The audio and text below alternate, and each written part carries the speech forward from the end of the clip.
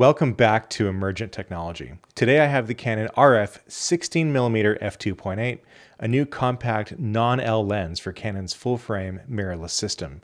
To say I'm excited about this lens is a huge understatement, but I want to share with you in a bit more detail why this is such a great addition to my or anyone else's collection. For years and years, the standard wide lens on a 35mm film camera was perhaps a 28mm or 35mm lens. 35mm isn't really that wide, and 28 is kind of pushing the definition for wide. As crop sensor digital SLRs became more common in the early 2000s, the standard wide focal length for kit lenses seemed to hover around 18mm, which is the 35mm equivalent of 27 or 29mm, depending on whether your camera had a 1.5 or 1.6 crop factor.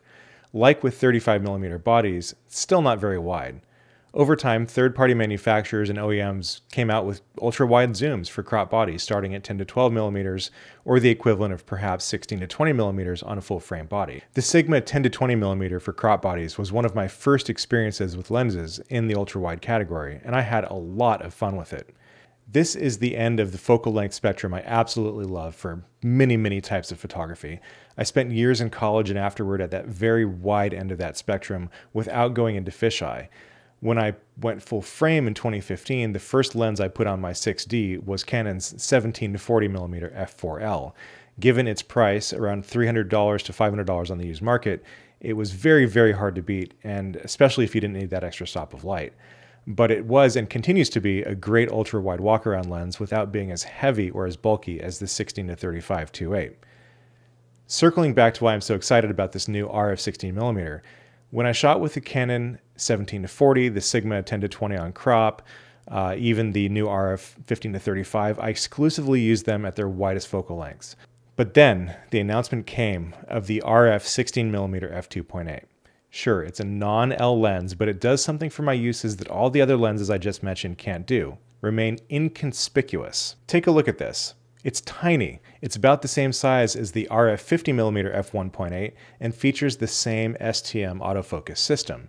The stepper motor found in the STM system isn't quite as quiet or fast as the ultrasonic motors found in many other EF and L lenses, but it's also not as loud as the AFD motor that you could find on the traditional Canon 50mm f1.8. Now, given what we know about corner sharpness on ultra-wide zoom lenses and why they're not exactly known for sharpness, I'm quite curious to know whether the RF 16-28 can deliver nice corner sharpness by virtue of being a prime lens.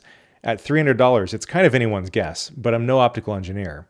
But let's give this a whirl with a few test shots in my house. I'm not directly comparing this to any other lens, but I'm trying to judge this lens on its own virtues and to see whether it's a viable architectural and walk-around ultra-wide prime.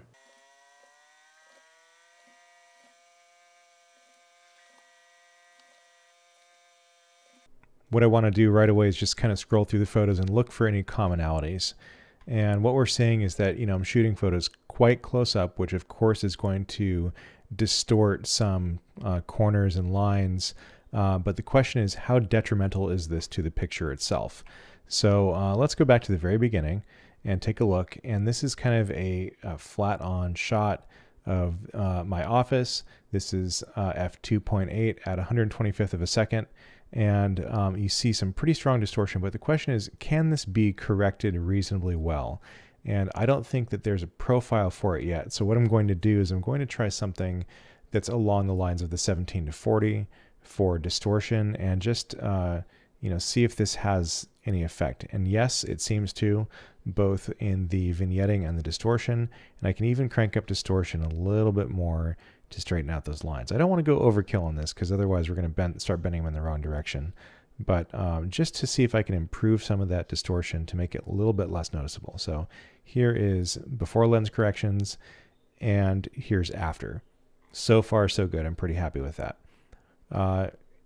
Lighting wise, it's pretty much okay. I don't want to get into the highlights too much. But let's look at these corners. And for the most part, we're shooting at f2.8, so our depth of field is not going to be super deep, but having focused on the wall, this vent over here is still in focus. The corner of the wall is still relatively in focus.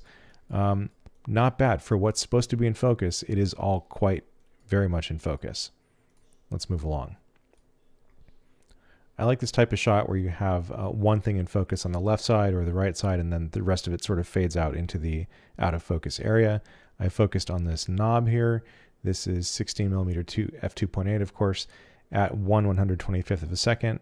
And I think I focused on the wood instead of the knob, which tells you quite how narrow the depth of field is at 16mm at this length, at this distance away from the subject. Overall, pretty sharp. It doesn't quite tell me the corners of the picture, but for what I'm doing, that's a pretty nice representation. Here's another photo, a 60th of a second handheld. There's a little bit, very, very small amount of motion blur, but overall quite sharp. Very nice. Let's go ahead and turn on those profiles and see if we can't get something like that 17-40 profile to work here, even the 16-35 profile. This is the Canon EF 1635 2.8 Mark III, which is going to be pretty similar for the most part in terms of it being an f2.8 lens, being 16mm lens. Looks pretty good. Might be a little heavy-handed, and some people might like the vignetting, but others not. So I'm going to crank that distortion slider way up and see what happens.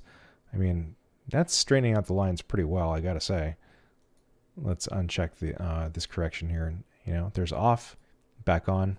Not bad, not bad. We're not losing too much of the picture to that distortion correction either.